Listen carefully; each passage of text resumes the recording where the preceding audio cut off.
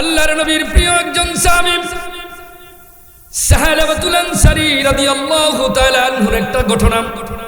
এই যুবক ভাইয়েরা, মুরব্বী বাবারা, পর্দারানের মাগো, একটু মনোযোগ সহকারে ঘটনাটা শুনবেন। আপনার দিলের ভিতরে অবশ্যই আশা করি বুঝে আসবে, আপনি বুঝবেন আসলে কেমন করে আল্লাহকে ভয় করা উচিত। সাহালাবাতুল আনসারী রাদিয়াল্লাহু তাআলা আনহু একজন আনসারী সাহাবী ছিলেন, আর সাঈদ ইবনে আব্দুর রহমান রাদিয়াল্লাহু তাআলা আনহু একজন মুহাজির সাহাবী ছিলেন। দুইজন সাহাবীরে আল্লাহর পয়গম্বর বিশ্বনবী রাহমাতুল লিল আলামিন ভ্রাতৃত্বের বন্ধনে আবদ্ধ করেছেন। এ সাহাবা, এ সাঈদ ইবনে আব্দুর রহমান, আজ থেকে তোমরা ভাই, তোমরা ভাই। তো সাঈদ ইবনে আব্দুর রহমান যুদ্ধের ময়দানে চলে যাবেন আল্লাহর নবীর সাথে। সাহালাবাতুল আনসারী রাদিয়াল্লাহু তাআলা আনহুকে বাড়ির পাহারাদার জিম্মাদার হিসাবে বাড়িতে রাখিয়া গেছেন। এ সাহালাবা, তুমি আজ থেকে তার বাড়ি পাহারা দিবা। সাঈদ ইবনে আব্দুর রহমানের বাড়ি পাহারা দিবা, তার বাড়ির জিম্মাদার হিসাবে তোমাকে রেখে গেলাম, আমানত রেখে গেলাম তোমার কাছে। তো সাঈদ ইবনে আব্দুর রহমান আল্লাহর পয়গম্বরের সাথে জিহাদের ময়দানে চলে গেলেন, সাহাবাকে বাড়ির দায়িত্ব দিয়া চলে গেলেন। বুঝবেন আল্লাহর ভয় কাকে বলে। আজকের এই দোয়ার মাহফিলে, ওয়াজের মাহফিলে, জান্নাতের এই বাগানে অসংখ্য লোক থেকে যাচাই বাছাই করে আমাদের কিছু সংখ্যক লোককে আল্লাহ রাব্বুল আলামিন পছন্দ করে, মায়া করে, মহব্বত করে জান্নাতের এই বাগানে আসার, বসার মতন তৌফিক দান করেছেন। এই জন্য আমরা খুশি না বেজার? খুশি হলে আল্লাহর দরবারে খুশির আওয়াজটা একটু জোরে দিতে হবে, আল্লাহর কাছে শুকরিয়া আদায় করতে হবে। বলেন আলহামদুলিল্লাহ। অসংখ্য অগণিত দুরূদ সালাম আকায়ে নামদার তাজদারে মদিনা উম্মতের কান্ডারি বিশ্বনবী রাহমাতুল লিল আলামিনের উপর। প্রিয় হাজরিন, আলোচনা একবারে সংক্ষিপ্ত হবে, সময় একবারে সব। এই অল্প আলোচনার সময়ের ভিতরে আমি যে পবিত্র কোরআনের সূরা আল ইমরানের 102 নম্বর আয়াত আপনাদের সামনে পেশ করেছি। বিশ্বনবীর অসংখ্য হাদিস থেকে ছোট্ট একটি হাদিস তেলাওয়াত করেছি।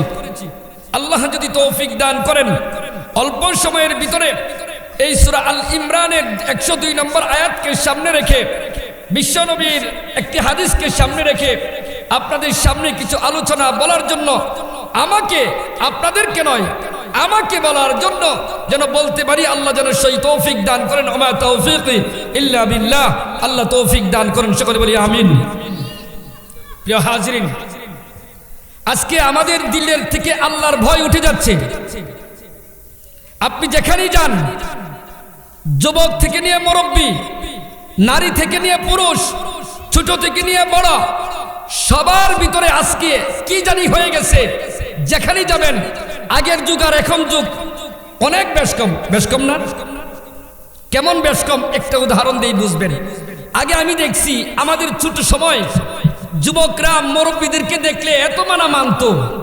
আয় হায়, মুরব্বীদের যদি এক রাস্তায় যাইতো, যুবকরা আরেক রাস্তায় যাইতো। হাইরে, আমার আব্বা আসতেছে, আমার চাচা আসতেছে, আমার জেঠা আসতেছে, দিলের ভিতরে একটু ভয় থাকতো। না জানি ধরে ফেলায় আমাকে, কই গেছিলি? কিন্তু আফসোসের বিষয়, এখন দেখেন, এখন যুবকদের দেখেন, বাবার সামনে, চাচার সামনে দিয়া সিগারেট ধরাইতে ধরাইতে যায়। ঠিক না বেটি? মই মুরব্বী মানে না, আলেম উলামা মানে না, বেহায়া হয়ে গেছে, বেলাজ হয়ে গেছে, বেশরম হয়ে গেছে। আয় হায়, বাজারও যান গিয়া দেখেন, নারীরা আপনারে দেখায় যাইব।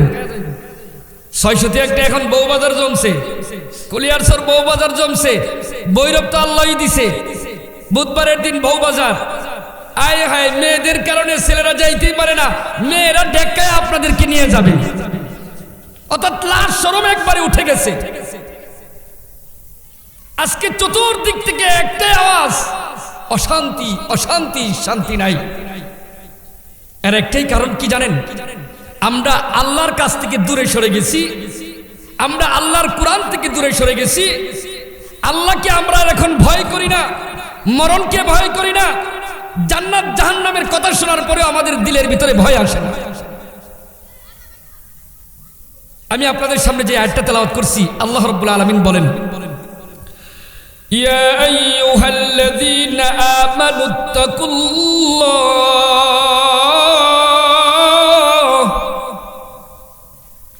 আল্লাহ রাব্বুল আলামিন বলেন, হে ঈমানদারেরা, তোমরা যারা নিজেদেরকে ঈমানদার দাবি করো, মুসলমান দাবি করো, ইত্তাকুল্লাহ, আল্লাহকে ভয় করো। কাকে ভয় করার কথা বলছেন বলেন? আল্লাহকে। আল্লাহকে ভয় করতে হবে না? আল্লাহর কাছে ফিরে যেতে হবে না? আমরা কি দুনিয়াতে ছিলাম? আমার সাথে একটু উত্তর দিয়েন ভাই। এটা কিন্তু গুরুস্থান না যে কেউ কথা বলতে পারতো না। মাশাআল্লাহ সবাই কথা বলতে পারেন। নির্বাচনের সময় দেখেছে, হাই হাই 10 টিয়ার লাগে 1 কাপ সাল লাগে দি নৌকা দাঁড়ের চিল্লায় লাইছেন। এখন একটু হা না সুবহানাল্লাহ আলহামদুলিল্লাহ একটু বললে কি কষ্ট হবে? বরং আল্লাহ খুশি হবে। কে খুশি হবে? আলহামদুলিল্লাহ। তাহলে আমরা কি দুনিয়াতে ছিলাম? ছিলাম না। আজকে আসি, আরেকদিন থাকবো না, দুনিয়ার থেকে চলে যেতে হবে। কোথায় যেতে হবে? আল্লাহর কাছে ফিরে যেতে হবে। এই দুনিয়ার হায়াতের জিন্দেগির জন্য আল্লাহ আমাদেরকে পাকড়াও করবেন। প্রিয় হাজরিন, এই জন্য আল্লাহ বলতেছেন, ইয়া আইয়ুহাল্লাযীনা আমানুত্তাকুল্লাহ, হে ঈমানদারেরা, তোমরা আমি আল্লাহকে ভয় করো। হাক্কা তুকাতিহি, ভয়ের মতন ভয় করো। ও দোস্ত, দেখবেন যার দিলের ভিতরে ভয় আছে, ও দোস্ত দেখবেন আপনার সন্তান যদি আপনারে ভয় করে, ওই সন্তান যদি একটা গুনার কাজ করে, আমার মা আমাকে মারবে, আমার বাবা আমাকে মারবে, একটা অন্যায় করে ফেলেছে, সন্তানের দিলের ভিতরে যদি মা বাবার ভয় থাকে, ওই সন্তান বাহিরে যদিও অন্যায় করে বলবে, দোস্ত কাউকে বইল না, আমার আব্বা কিন্তু মারবে, আমার আম্মা কিন্তু ঘরে জায়গা দিবে না। এটার নাম হইল ভয়। আমার বড় ভাই যদি শুনতে পারে আমার বড় ভাই আমারে মারবে, বাড়িতে জায়গা দিবে না, এর নাম হইল ভয়। দোস্ত, আল্লাহর ভয় কেমন থাকতে হবে? দুনিয়ার মা বাবারে যদি এমনি ভয় করে, মানুষ অন্যায় কাজ করতে পারে না। মা বাবা যদি শুনে তারে মারবে, বড় ভাই যদি শুনতে পারে তারে মারবে, এই জন্য সে অন্যায় কাজ করে না। আর যেই আল্লাহ আমাকে আপনাকে বানাইছে, বানাইয়া দুনিয়ার জমিনে পাঠাইছে কিছুদিনের জন্য, আবার সেই আল্লাহর কাছে ফিরে যেতে হবে।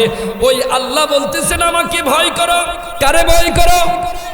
আল্লাহকে কেমন ভয় করতে হবে? হাক্কা তুকাতিহি, ভয়ের মতন ভয় করো। কার কথা? আল্লাহর কথা। ভয়ের মতন ভয় করো। ওয়ালা তামুতুন্না ইল্লা ওয়া আনতুম মুসলিমুন। আল্লাহু আকবার। আল্লাহ রাব্বুল আলামিন বলেন, আর মুসলমান না হইয়া কবরে আসিও না। দোস্ত আমার, সূরা আল ইমরানের 102 নম্বর আয়াতের অর্থ আপনাদের সামনে বললাম। ইনশাআল্লাহ সামনে বিস্তারিত অল্প সময় আলোচনা করব। এরপরে বিশ্বনবীর হাদিস থেকে একটি হাদিস তেলাওয়াত করেছি, আকলিস দীনাকা ইয়াকফিকাল আমালুল কলিল, তোমার ঈমানকে খাঁটি করো। আল্লাহর নবী বলেন, কে বলেন?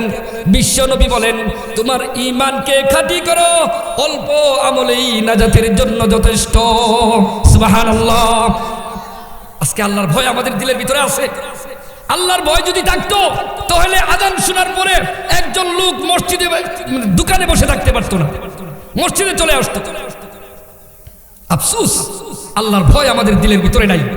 আমি এমনও লোক দেখছি দাড়িগুলো পেকে গেছে, দাড়িগুলো পেকে গেছে, 50-60 বছরের মুরব্বী। ওই লোকটা যে টিভির সামনে এই যে বসে এমনি চাইয়া, আয় হায় হায়, আসরের আজান যাই, মাগরিবের আজান যাই, এশারের আজান যাই, কোনো খবর নাই। আফসোসের বিষয়। আরে নওজোয়ান যুবকদের কথা কি বলবো? মুরব্বী দাড়িগুলো পেকে গেছে, খবরের নাম দিয়া ঘন্টার ঘন্টা টিভির সামনে বসে থাকে, মসজিদে গেলে ভালো লাগে না। বোঝা গেল তার দিলের ভিতরে আল্লাহর ভয় ঢুকে নাই। আল্লাহর কাছে ফিরে যেতে হবে, এই ভয়টা তার দিলের ভিতরে নাই।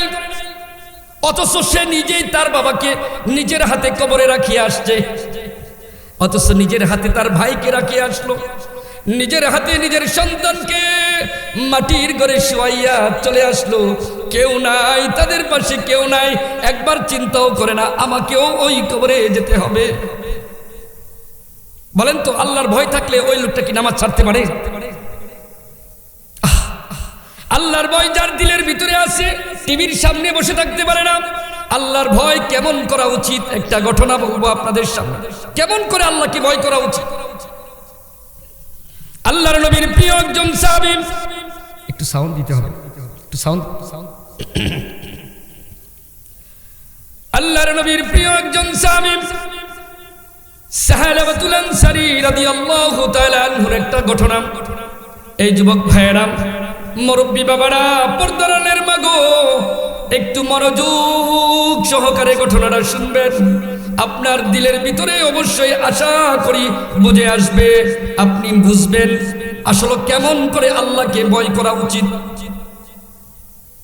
সাহালাবাতুল আনসারী রাদিয়াল্লাহু তাআলা আনহু একজন আনসারী সাহাবী ছিলেন, আর সাঈদ ইবনে আব্দুর রহমান রাদিয়াল্লাহু তাআলা আনহু একজন মুহাজির সাহাবী ছিলেন। দুইজন সাহাবীরে আল্লাহর পয়গম্বর বিশ্বনবী রাহমাতুল লিল আলামিন ভ্রাতৃত্বের বন্ধনে আবদ্ধ করেছেন। এ সাহাবা, এ সাঈদ ইবনে আব্দুর রহমান, আজ থেকে তোমরা ভাই, তোমরা ভাই। তো সাঈদ ইবনে আব্দুর রহমান যুদ্ধের ময়দানে চলে যাবেন আল্লাহর নবীর সাথে। সাহালাবাতুল আনসারী রাদিয়াল্লাহু তাআলা আনহুকে বাড়ির পাহারাদার জিম্মাদার হিসাবে বাড়িতে রাখিয়া গেছেন। এ সাহালাবা, তুমি আজ থেকে তার বাড়ি পাহারা দিবা, সাঈদ ইবনে আব্দুর রহমানের বাড়ি পাহারা দিবা, তার বাড়ির জিম্মাদার হিসাবে তোমাকে রেখে গেলাম, আমানত রেখে গেলাম তোমার কাছে। তো সাঈদ ইবনে আব্দুর রহমান আল্লাহর পয়গম্বরের সাথে জিহাদের ময়দানে চলে গেলেন, সাহাবাকে বাড়ির দায়িত্ব দিয়া চলে গেলেন। বুঝবেন আল্লাহর ভয় কাকে বলে। সাঈদ ইবনে আব্দুর রহমান চলে গেলেন জিহাদের ময়দানে, সাহাবাকে বাড়ির দায়িত্ব দিয়ে গেলেন। হঠাৎ করে একদিন সাঈদ ইবনে আব্দুর রহমানের স্ত্রী সাহালাবাকে ডাক দিলেন, ও ভাই সাহালাবা, কিছু হাট বাজার করে দিতে হবে, এই যে টাকা নিয়ে যান হাট বাজার করে আনবেন। পর্দার আড়াল থেকে, পর্দার বিধান তখন চালু হয়ে গেছে, পর্দার আড়াল থেকে সাঈদ ইবনে আব্দুর রহমানের স্ত্রী সাহালাবাকে ডাক দিয়া পর্দার আড়াল থেকে হাতটা একটু বের করে সাহালাবাকে টাকা দিচ্ছেন। ও ভাই সাহালাবা, নাও টাকা নাও, গিয়া হাট বাজার নিয়ে আসো। সাহালাবার ভিতরে শয়তান ধোঁকা দিতে আরম্ভ করলেন, নফসে ধোঁকাই দিতে আরম্ভ করলেন। প্রত্যেকটা মানুষের জন্য তিনটা শত্রু আছে। কয়টা শত্রু বলেন? তিনটা শত্রু আছে। এক নম্বর হলো প্রকাশ্য শত্রু ইবলিস। ইবলিস প্রত্যেকটা মানুষের প্রকাশ্য শত্রু। ইবলিসের চিন্তা ধারণাই মানুষকে কি করে জাহান্নামে পাঠানো যায়। নাউজুবিল্লাহ বলেন। এটা কার কাজ? ইবলিসের কাজ। কারণ হলো ইবলিস ছিল জান্নাতে, এই মানুষের কারণে ইবলিস জান্নাত থেকে বাইর হইয়া জাহান্নামে হয়েছে। ঠিক না বেটে? তো ইবলিস মনের ভিতরে ধোঁকা দিতে আরম্ভ করলো।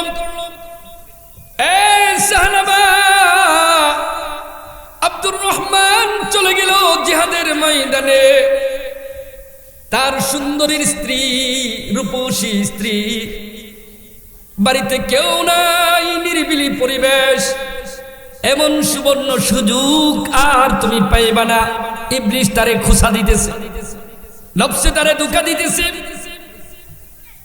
ও বন্ধু, সাহালাবাতুল আনসারী রাদিয়াল্লাহু তাআলা আনহু ইবলিশের দুকাই শয়তানের দুকাই পড়ে গেলেন খপ করে। সাইদ ইবনে আব্দুর রহমানের স্ত্রীর হাতটার মধ্যে ধরে ফেলেছেন, নাউজুবিল্লাহ। সাইদ ইবনে আব্দুর রহমানের স্ত্রী সাথে সাথে বলে ফেললেন, এ ভাই সাহলাবা, ইত্তাকুল্লাহ, আল্লাহকে ভয় করো। তোমাকে তো তোমার ভাই আমানত রেখে গেছেন আমাকে তোমার কাছে। এই সাহলাবা, তুমি যে আমার হাতটা ধরেছ, কি জবাব দিবা আল্লাহর কাছে হাসরের কঠিন ময়দানে? আজকে তোমারে আমারে কেউ দেখবে না, কিন্তু একজন তো দেখতেছেন। তিনি কে? জুড়ে বলেন, তিনি কে? আরে ভাই, আপনি আমি যে কোনো কাজ করি কেউ দেখে না, দেখেন কে? রাত্রে করেন, দিনে করেন, গোপনে করেন, প্রকাশ্য করেন, মনে মনে কি ভাবেন, এটার খবরও কে জানে? কেউ না জানলেও আল্লাহ ঠিকই জানেন। বাঁচতে পারবেন? বলেন, বাঁচার উপায় আছে? উপায় নাই তো ভাই। আহাই আশ্চর্যের বিষয়, মানুষ গালিগালাজ করে, হুদাহুদি অনুত্তর গালিগালাজ করে, মনে করে গালিগালাজ দিলে কি আর গুনাহ হবে? আরে ভাই, এই যে আপনি গালি দিতেছেন, গুনাহ তো হইতেছে। দুই কাঁধে দুই ফেরেশতা আছে, আপনার ভালো জিনিসগুলো এই যে এখানে বসে বসে সুবহানাল্লাহ বলতেছেন, বলেন সুবহানাল্লাহ। এই যে সুবহানাল্লাহ বললেন, সুবহানাল্লাহর নেকটা কিন্তু ডাইন কাঁধের ফেরেশতা লিখে ফেলাইছে, সুবহানাল্লাহ।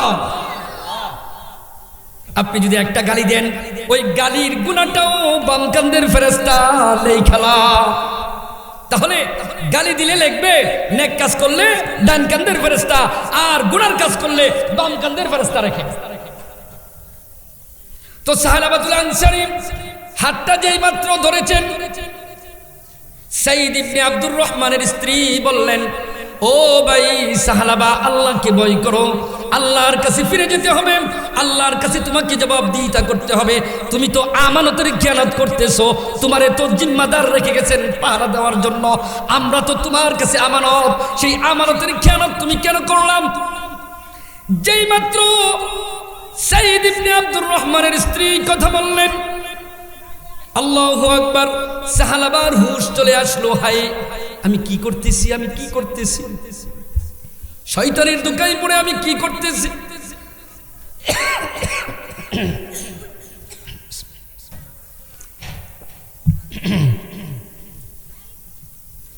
শয়তানের দুকাই পড়ে আমি কি করতেছি,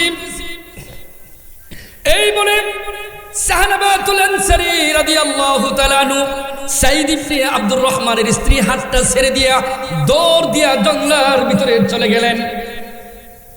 গিয়ে আল্লাহর কুদরতি পায়ে সেজদা দিয়া কাঁদতে আছেন, ও আল্লাহ, আসমানের নিচে জমিনের উপরে আমার চেয়ে পাপী আর কেউ নাই, আমি এমন কেমনে করলাম?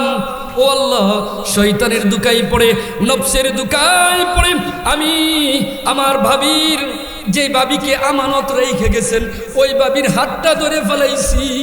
আল্লাহ, আমি তো গুনাহ করে ফেলেছি, ও আল্লাহ, তুমি আমারে মাফ কইরা দাও। সুবহানাল্লাহ।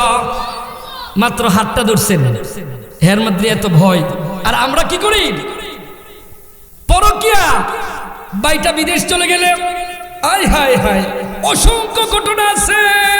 বিদেশ তার স্বামী থাকে, বিদেশ তার স্বামী চাকরি করে, আর বউটা এখানে দেওয়ারের সাথে পিটিস পিটিস করে, ঠিক না বেটে? চিন্তাও করে না, চিন্তাও করে না।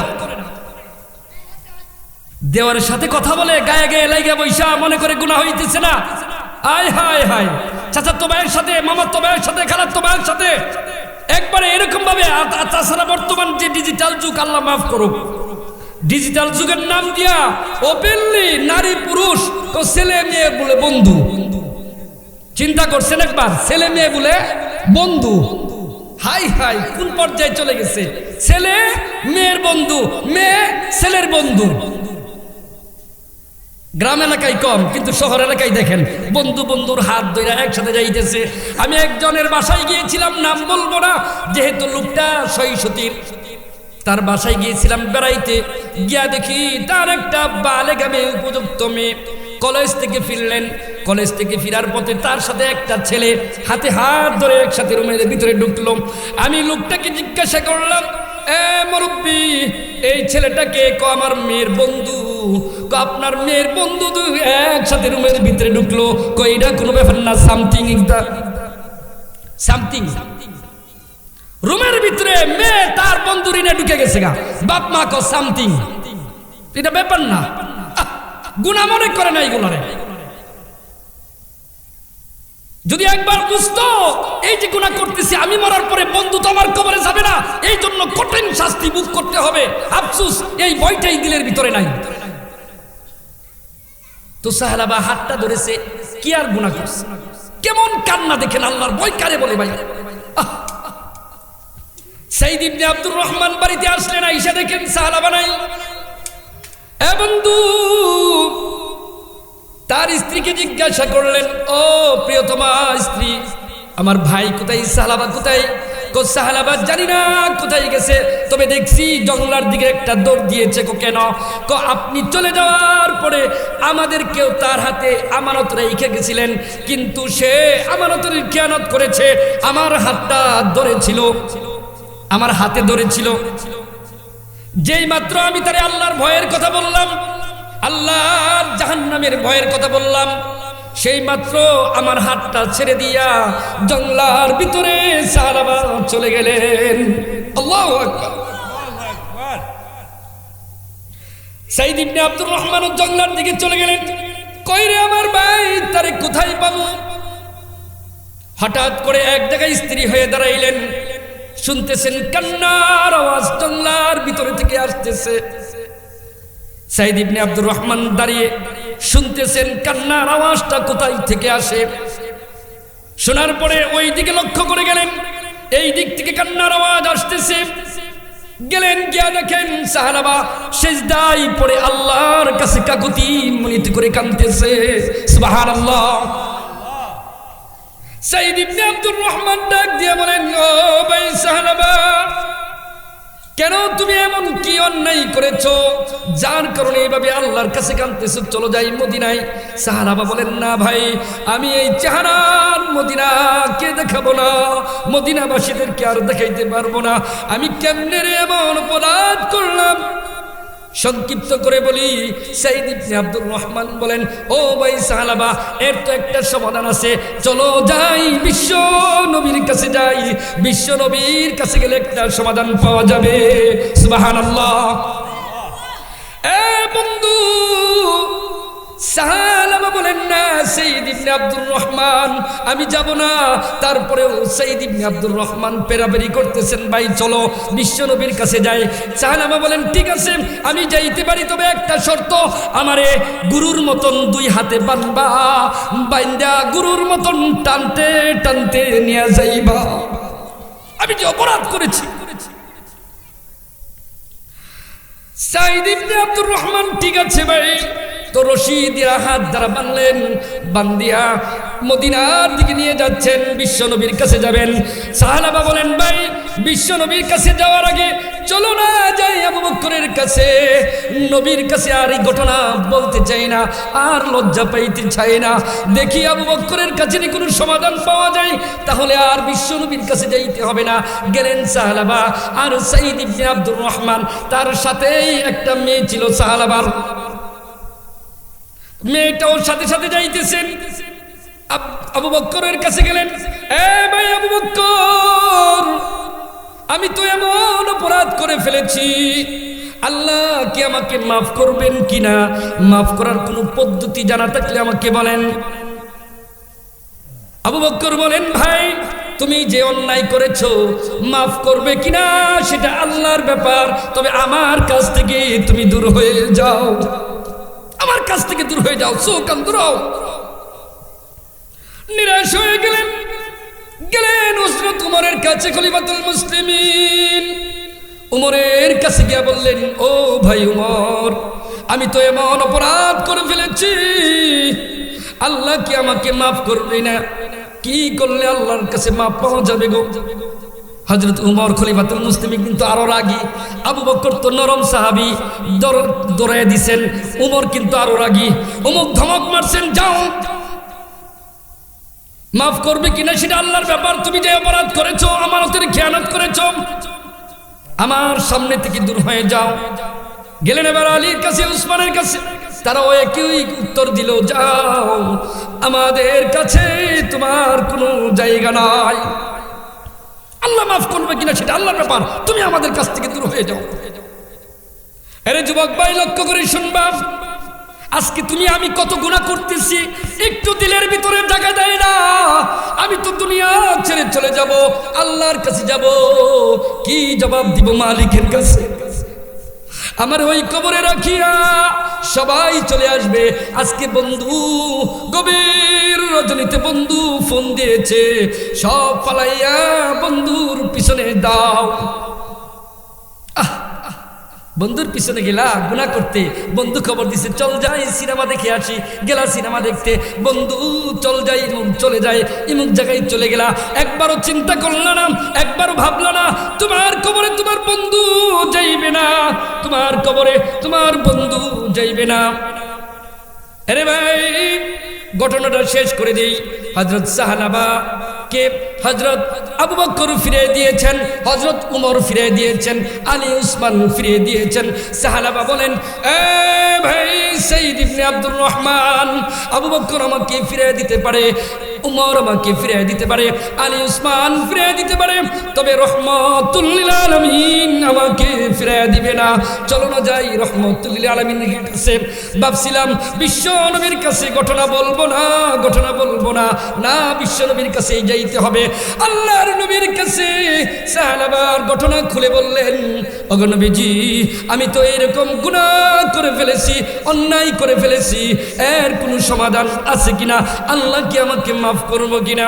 আল্লাহর নবীও রাগান্বিত হয়ে গেলেন, এ সাহাবা দূর হ, দূর হয়ে যা, আল্লাহ তোরে মাফ করবো কিনা আল্লাহ জানেন, তবে আমার কাছ থেকে দূর হয়ে যা।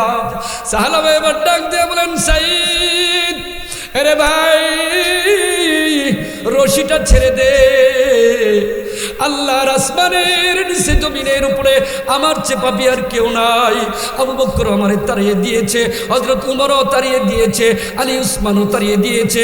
গিয়েছিলাম রহমাতুল লিল আলামিনের কাছে, রহমাতুল লিল আলামিন আমাকে তাড়িয়ে দিয়েছে। আর কোথায় যাইব রে? একমাত্র আল্লাহ ছাড়া আর জায়গা নাই। ছাইরা দে, ছাইরা দে। তো ওই যে তার মেয়েটাও ছিল হামসালা রাদিয়াল্লাহু তাআলা, ছোট্ট মাসুম বাচ্চা। মাসুম বাচ্চা বলেন, বাবা, ও বাবা, আমি ঘুরে ঘুরে দেখেছি আবু বকর আপনাকে তাড়িয়ে দিয়েছে, উমর আপনাকে তাড়িয়ে দিয়েছে, আলী উসমান তাড়িয়ে দিয়েছে, এমনকি রহমাতুল লিল আলামিন আপনাকে তাড়িয়ে দিয়েছে। বাবা গো, আল্লাহর পয়গম্বর নবীর সাহাবীরা যতক্ষণ পর্যন্ত আপনাকে ক্ষমা না করবে, ওগো আব্বা, ততক্ষণ পর্যন্ত আমিও আপনারে আব্বা বলে স্বীকার করতাম না। নাউজুবিল্লাহ বলেন। চিন্তা করছেন একটু কি গুনাহ করছে? খালি বাবির হাতটা ধরেছে, এরপরে মেয়ে পর্যন্ত বাবা বলে বাবা স্বীকার করে না। আর আপনি আমি কত গুনাহ করতেছি, মেয়ের সামনে মা পরকিয়া করতেছে, মেয়ে দেখতেছে, দেখতেছেন এগুলা? বাবা গাঞ্জা খায়, মদ খায়, মাতাল অবস্থায় মারে মারে, এগুলা কি ছেলে মেয়ে দেখতেছে না? এই যে নামাজ পড়তেছেন না। তো সাহাবা জঙ্গলের ভিতরে চলে গেলেন, গিয়ে এমন ভাবে কাঁদতে আরম্ভ করলেন। ও আল্লাহর গোলাম, চিন্তা করেন, আমি এইটাই বলতেছি যে আল্লাহকে যখন ভয় করে মানুষ গুনার কথা স্মরণ করে, আল্লাহকে ভয় করে যখন মানুষ খাঁটি দিলে তওবা করে, সে আল্লাহর ওলি হয়ে যায়। বলেন সুবহানাল্লাহ। তো সাহাবা এমন ভাবে জঙ্গলার ভিতরে গিয়ে এমন ভাবে আল্লাহর কাছে কাঁদতে আরম্ভ করলেন, বর্ণনায় আসছে প্রায় 40 দিন পর্যন্ত এরকম ভাবে আল্লাহর দরবারে আল্লাহর কুদরতি পায়ে সেজদা দিয়ে কাঁদতে আরম্ভ করলেন। কাঁদতে কাঁদতে এক পর্যায়ে আল্লাহর পক্ষ থেকে কোরআনের আয়াত নাজিল করে সাহাবাকে আল্লাহ মাফ করে দিয়েছেন, নবীর মাধ্যমে জানায়া দিয়েছেন। সুবহানাল্লাহ। এজন্য যুবক ভাইরা, গুনাহ তো আমাদের দ্বারা হবেই, গুনাহ হওয়ার সাথে সাথেই আল্লাহর কাছে ক্ষমা চাইতে হবে, আল্লাহর কাছে ক্ষমা চাইতে হবে। তুবু ইলাল্লাহি তাওবাতুন নাসুহা, তওবা করো, গুনাহ তো হবেই, গুনাহ হওয়ার পরেই আল্লাহর দরবারে তওবা করো। আল্লাহ তওবাকারীকে ভালোবাসেন, পছন্দ করেন, ক্ষমা করেন। সুবহানাল্লাহ। 9টা পর্যন্ত আমার টাইম, আর 5 মিনিট সময় আছে।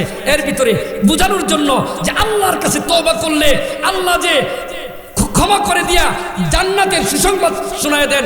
সাহালাবার ঘটনা শুনলেন তো সাহালাবারে আল্লাহ মাফ করে দিয়েছেন, কোরআনের আয়াতের মাধ্যমে জানিয়ে দিয়েছেন। আল্লাহর নবীর পিছে ফজরের নামাজ পড়তেছিলেন, ওই দিনই সাহালাবা ইন্তিকাল ফরমেছেন, ইন্না লিল্লাহি ওয়া ইন্না ইলাইহি রাজিউন। তো যেদিন মারা গেছেন সাহালাবা, মারা যাওয়ার পরে আল্লাহর নবী এইরকম ভাবে বুইরা আঙ্গুলের পাও দিয়ে হাঁটতেছেন, উকি দিয়া। সাহাবারা জিজ্ঞাসা করলেন, ইয়া রাসূলুল্লাহ, আপনি উকি দিয়ে হাঁটতেছেন, কারণটা কি? তো তোমরা জানো না আমার সাহালাবা আল্লাহর দরবারে এমন ভাবে তওবা করেছেন, এমন ভাবে কাঁদছেন, আল্লাহ খুশি হইয়া সাহালাবার জানাজার মধ্যে লক্ষ লক্ষ ফেরেশতা জানাজার মধ্যে পাঠিয়ে দিয়েছেন। সুবহানাল্লাহ। ফেরেশতাদের কারণে আমি উকি দিয়ে হাঁটতেছি। আল্লাহু আকবার। তওবা করলে আল্লাহ মাফ করে দেন। তো আরেকটা ঘটনা